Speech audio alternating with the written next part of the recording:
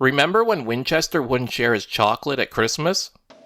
What's this? These, Corporal, are smoked and succulent oysters. Let's go back. Tamagotchi, of Y2K.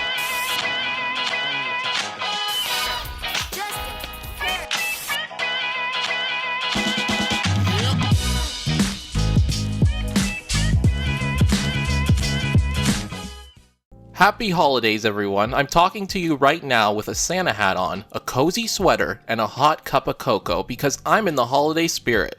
And there is absolutely no way for any of you to fact check me on that. I guess you will just have to take my word for it, so stop accusing me of lying. I totally am wearing a Christmas sweater. Probably. Maybe. This year I struggled on deciding what to cover for my Christmas videos. I eventually settled on something I've wanted to talk about since I started this channel 4 years ago, and that topic is MASH. I put it off for so long because I knew it would be a tall task to sum up a television show that ran for over 250 episodes and lasting 11 years. Even the conflict it depicts, the Korean War, only lasted 3 years. Luckily for me, this video isn't going to be an entire series retrospect. Instead, I'm going to be focusing on one specific episode. And what better time of the year than a Christmas episode that I believe stands tall over all other Christmas episodes. For those of you who have never watched or are somehow unfamiliar with MASH, the show centers around the 4077 Mobile Army Surgical Hospital, MASH. It's a sitcom following the antics of a group of misfit medical professionals in wartime Korea.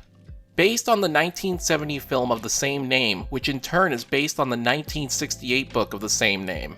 It started out as a comedy with characters like Klinger, who wears extravagant dresses in order to get a Section 8 so he can go home. Dear son, you obviously haven't sent her a recent picture. Hot Lips Houlihan, who has no issue sleeping her way to the top of the military ranks.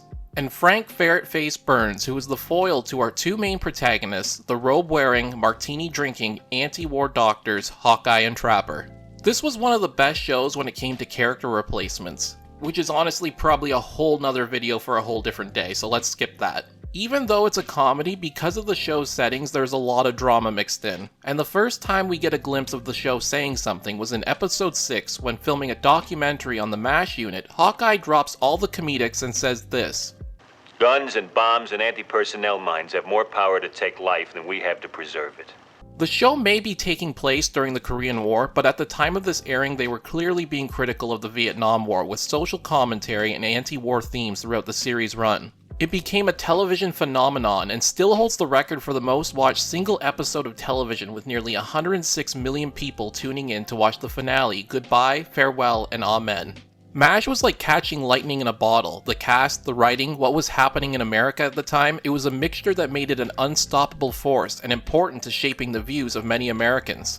It's unfortunately a timeless classic because we're still dealing with many of the themes present today, tackling subjects like racism, war, sexism, PTSD, depression, and death. No topic was off limits for this show. For me, I wasn't around when the show first aired, but it was my family's show. Reruns always lined up with when we ate dinner, so we would watch MASH and eat, and that was something that would happen for nearly 20 years. It's the only television show that I can say that I've watched through at the very least 10 times. When I first started my now defunct magazine Lazy Sunday, there were only 6 of us.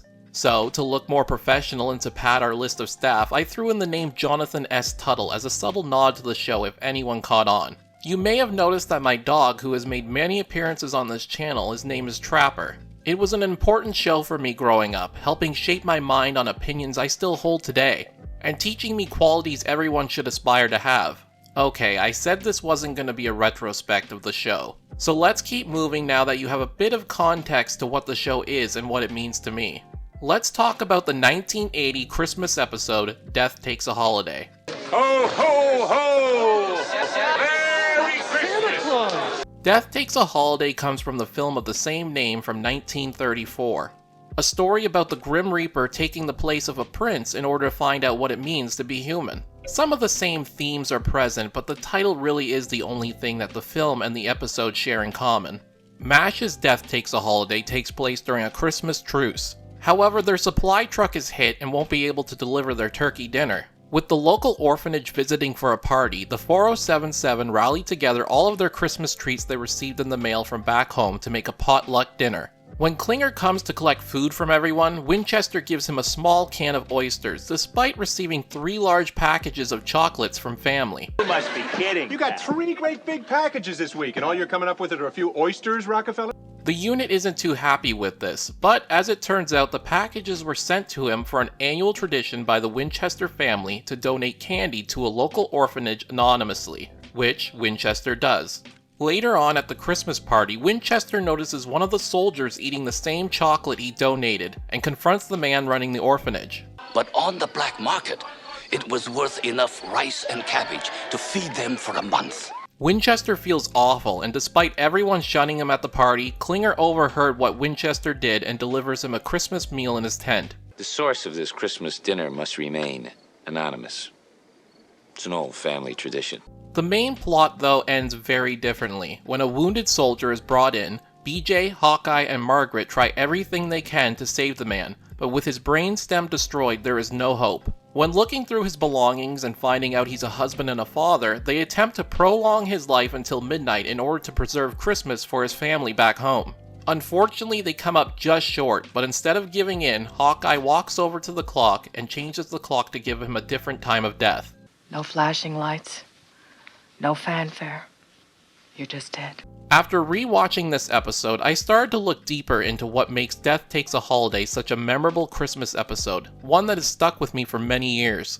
MASH may be a comedy first, but in this episode there are some jokes throughout, but when it comes to the scenes in the operating room, it's taken with the utmost respect and earnestness.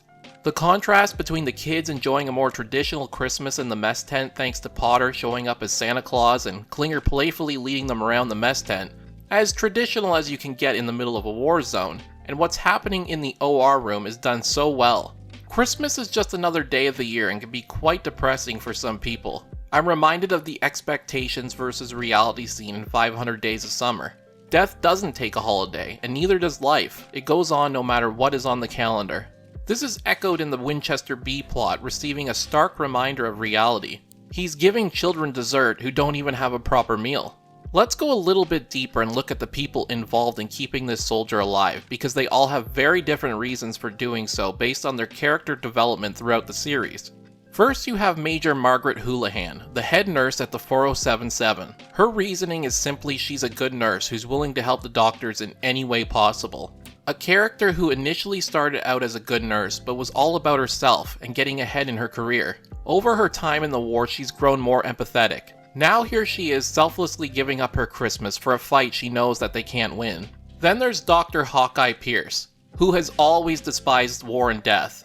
There are many examples of this throughout the series, but I think it's best represented in Season 5 episode The General's Practitioner, in which he's struggling to keep a soldier from dying and shouts out, "Live, damn it, live, don't let the bastard win," before reviving his patient. When it comes to death, Pierce is a sore loser. Hawkeye versus Death is a fight he'll always be willing to go to battle with. Then there's Dr. BJ Honeycutt, who takes the lead in the pursuit to make it to midnight. BJ is a devoted husband and father who sees himself in this soldier. He realizes he wouldn't want his family to associate Christmas with his death, and begins to take it a bit too far near the end. You can't have him yet. I have to administer the... He's still mine, and you're not going to pull a shroud over him. You have to wonder at what point was he doing it for this patient, or was he doing it for himself? Once again, echoing the Winchester storyline. There's a bit of a blurred line between helping the soldier's family and doing it for his own peace of mind. Then the question becomes, did it matter at all? If your loved one died on December 26th instead of December 25th, will that change how you view Christmas every year? Unfortunately, I don't think it will. His children will always associate the holiday season with the death of their father. And how many other wounded soldiers died on that exact same day? It's grim to think about, but the harsh reality of war. This episode is well written, directed, and acted, making it a beautiful piece of television that reminds us all what the holidays are really about. The importance of family, friends, and taking care of your fellow man. Which unfortunately in this day and age is needed more than ever. And that's why I think Death Takes a Holiday is one of the greatest Christmas episodes of all time. This most likely won't be my last MASH video, but I think it was a good one to start off on since the episode also encapsulates a lot of what you need to know about the series. It's a good starting point for anyone unfamiliar. If you enjoyed this video, be sure to like, subscribe, and tell me what do you consider the best Christmas episode of all time. Stop by the Remember When Discord, a completely free community where you can find me and many other nostalgia fans. And there's only one video left before the new year, so I will see you there. Merry Christmas, everyone.